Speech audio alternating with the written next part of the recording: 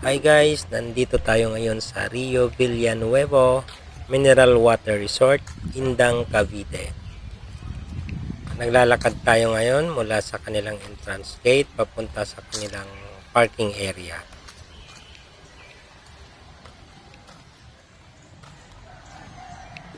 Masarap yung ambience dito dahil mapuno at mahangin.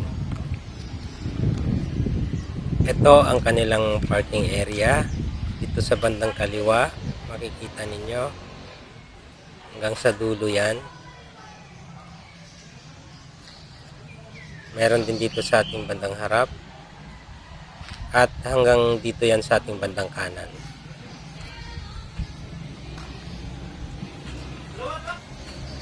At dito sa harap natin, doon sa dulo ang motorcycle parking area. Tara, maglalakad pa tayo papunta sa loob. May mga bagong dating.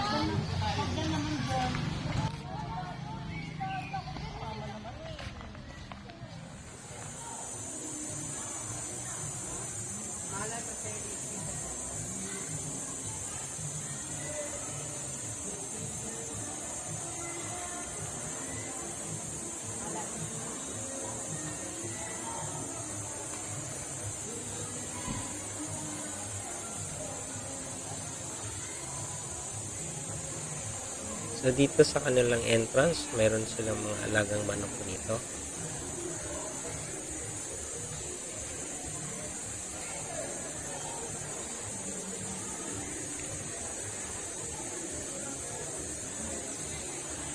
Bababa pa tayo.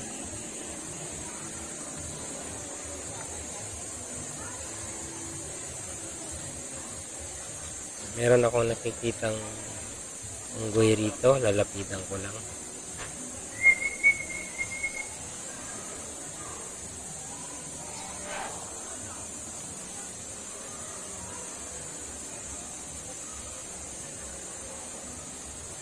Meron din isa dito nakaseparate. Mas malaki ito.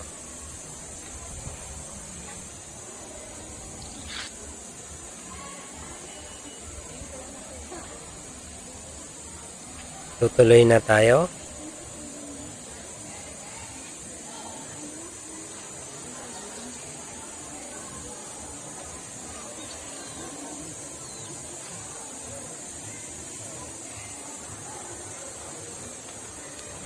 Meron ditong maliliit na cottage bago yung kanilang entrance booth na nagsisilbing holding area. So far, hindi naman masyadong mahaba yung pila kaya wala tayong makikitang gumagamit nito. Dito sa kanilang entrance booth, makikita ninyo ang kanilang welcome logo. Pagpasok mo sa kanilang entrance booth, ito ang bubungad sa'yo. Wow! Kung tingin mo sa kanan, mayroon swimming pool.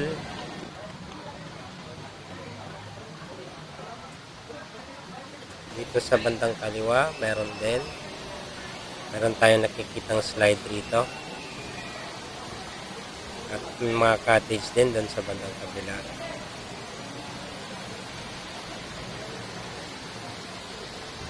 Meron ding stream dito at mukhang sagana sa tubig. At malinaw, ano? Yan yung mga excess na galing dun sa swimming pool. So, free flowing talaga yung tubig dito. Saka malinaw pa din sa kabila ng nagamit na yan dun sa kabilang.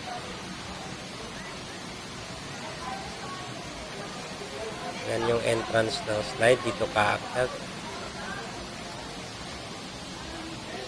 May mga cottage pa rito sa bandang kaliwa. Lalapitan natin.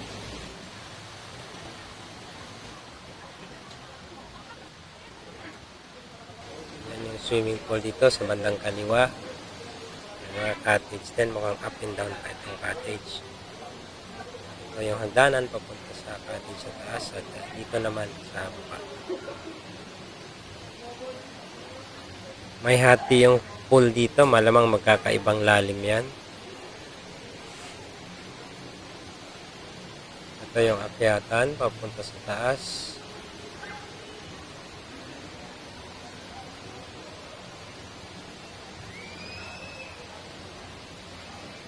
So, sarap pakinggan ng lagaslas ng tubig, ano? Talagang magagamot yung init ng summer. Yung mga halaman dito talagang malusog. Halatang sagana sa tubig.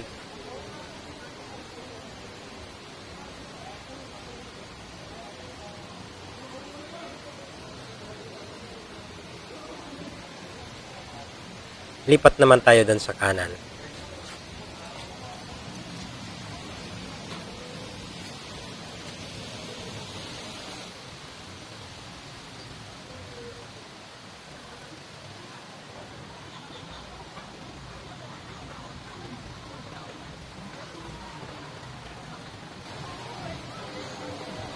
Dito sa kanan, ang bubungad sa iyo ay maliit na kiddie pool at may maliit na kiddie slide.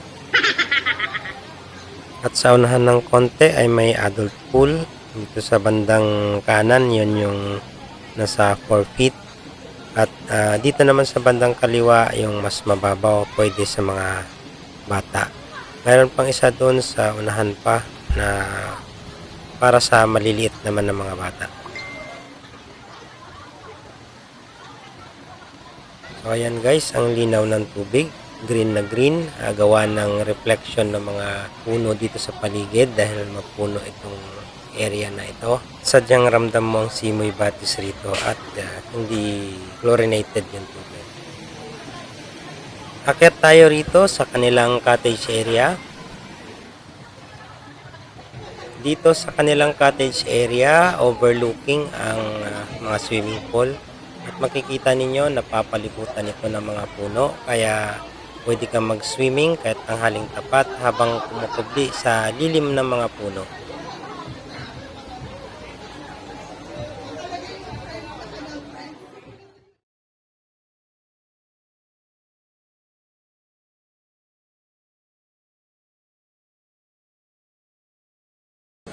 Ipapakita ko sa inyo ang view mula rito sa nirentahan namin cottage sa taas.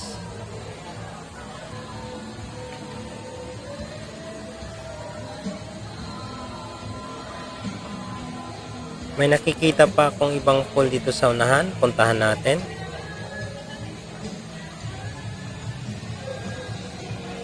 Dito pa lang ramdam na natin ang dampi ng lamig galing sa umaagos na tubig.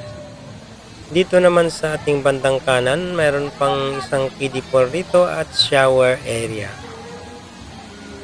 Free flowing lang yung tubig dito at ang overflow nito ay hindi na napupunta pa sa ibang mga swimming pool dahil bumabalik na ito sa mainstream ng sapa. At kahit tanghaling tapat, pwede kang maligo na hindi maiinitan dahil napapalibutan ito ng lilim ng mga punong kawayan at iba-ibang klaseng mga puno. Lipat naman tayo sa bandang kaliwa. Umakyat lang tayo uli at umikot lang tayo dito sa likod ng mga punong kawayan. At dito ibababa lang tayo uli sa kanilang hagdanan.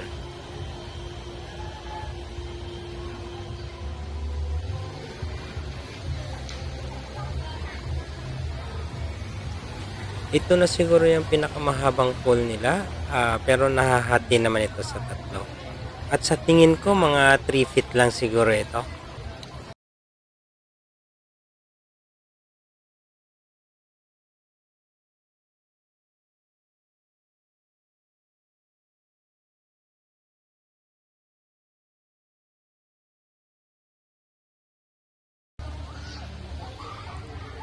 So dito sa kabila may mga cottage din.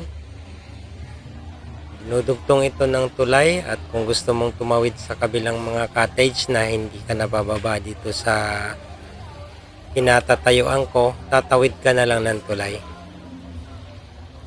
So tuloy tayo, sisilipin natin itong kayak area nila.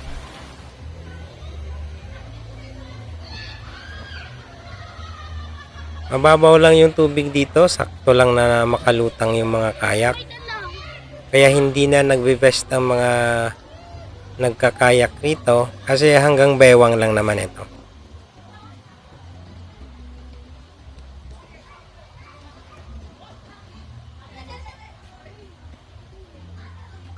Pati pala sa area na ito, marami pa rin cottage dito at magkabilaan din.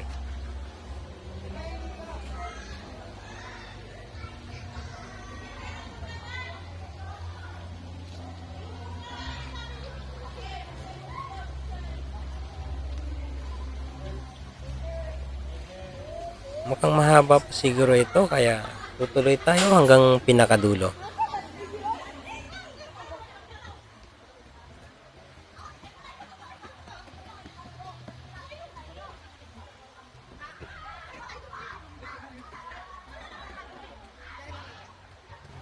Napaka-relaxing ng ambience dito guys at ramdam na ramdam mo na nasa gitna ka talaga ng kagubatan.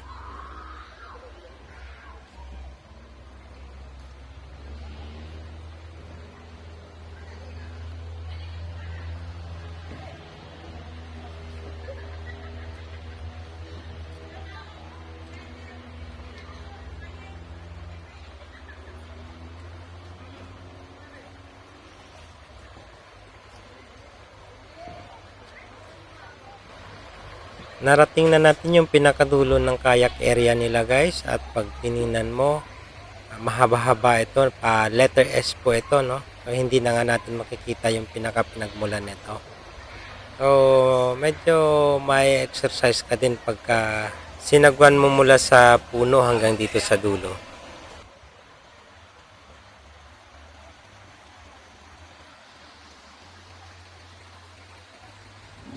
Sa mga gustong mag-overnight, may mga rooms sila dito. Ito yung room na nakuha natin.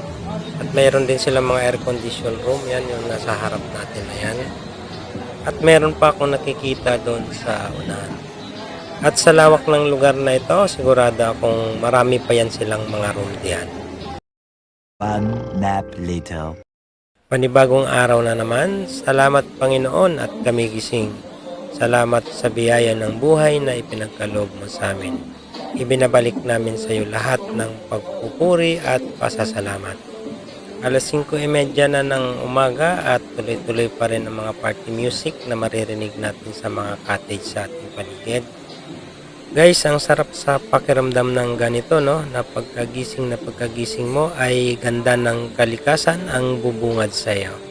Baba tayo dito sa ating cottage. Nakikita natin abalang-abala na lahat ng mga caretaker dito sa paglilinis at pag-aayos. Gumagamit talaga sila ng sabon sa paglilinis dito. Punta tayo dito sa mga sis natin na nagpe-prepare ng ating almusal. Hello!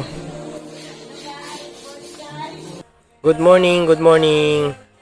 Nandito din pala yung ating brother chef na napakasarap magluto. Shout out sa'yo, brother Eric. Sisilipin lang natin dito yung pool na dinrain nila kagabi. Ayun, puno na uli ng tubig at pwede nang langoyan uli.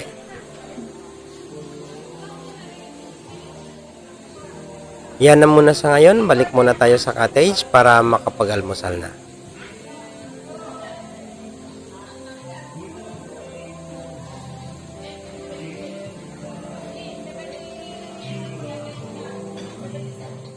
Nakapag-almusal na tayo at nandito na tayo ngayon sa kanilang parking area para bumiyahe papuntang Metro Manila. Hanggang dito na lang, maraming salamat sa pagsubaybay and God bless.